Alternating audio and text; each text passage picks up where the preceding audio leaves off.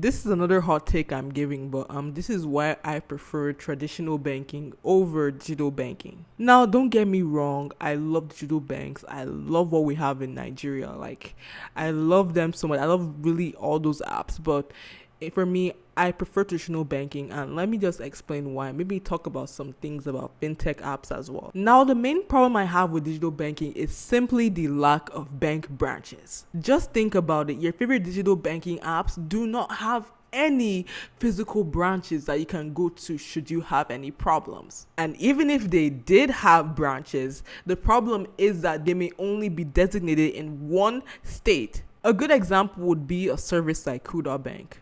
Now, Kuda Bank is a really popular bank in Nigeria. I actually love it so much. But the problem is that they only have one branch in Nigeria. And what if now that someone from another state had a problem with their Kuda app, that they couldn't access it or something like that?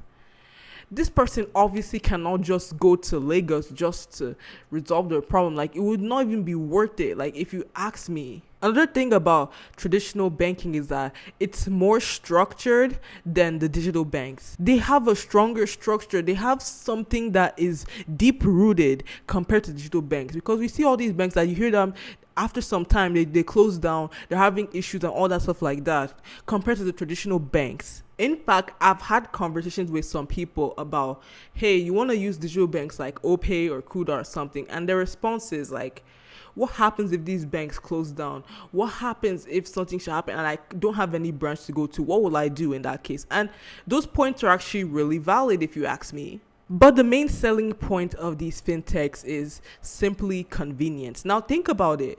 Why would I need to go to my bank and get a dollar account or a dollar card when I have a fintech that can allow me to receive dollars from people abroad without me having to go to any branch, or a fintech that lets me shop on sites like Shein, AliExpress, and pay for all my subscriptions that are international based? Like, why would I need to go to a bank when I can do that all with my phone in my house? Since fintechs are so convenient that you don't even need to leave your house. However, there is a price you have to pay, because some of these fintech apps use this advantage and they can charge high fees just to be able to use a lot of these services. And you still have to use them because you don't have a choice. Like, because you don't want to go to a bank and stay on the line for hours while you can just do this with your phone without having to, leave your house at all. But in the end of the day, fintechs will still be fintechs, banks will still be banks. And let me still give tips on what you should do when you have an account with any fintech.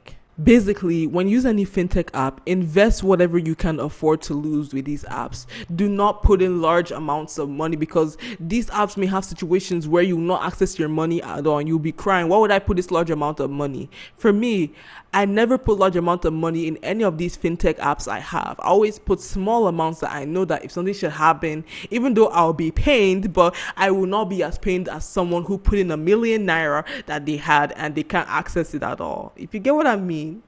Also, when you're using any of these fintechs, put amounts that you're going to spend. Like, for example, for virtual dollar card apps, like there's so many of them in Nigeria. Like, if you're using a virtual dollar card app, only put the amount you're going to spend, so that way you're not going to cry. Like for me, for example, now, if I should shop on AliExpress and I need to shop like something that's worth $10, I only just put in $10 into the virtual card and pay for whatever I want. I will not put anything above that and leave that money there, because I do not want to hear what Nigerians call shiggy. And for fintechs, only use ones that you can trust. Do your research on all these apps before you install them on your phone.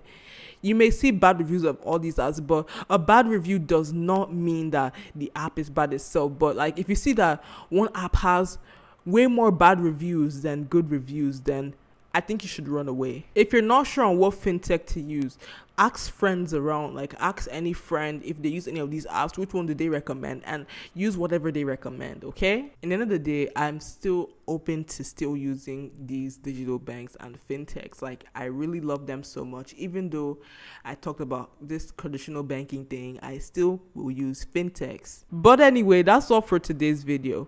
What side are you on, traditional banking or digital banking? Leave a comment below, and I hope I see you guys next time. Peace out.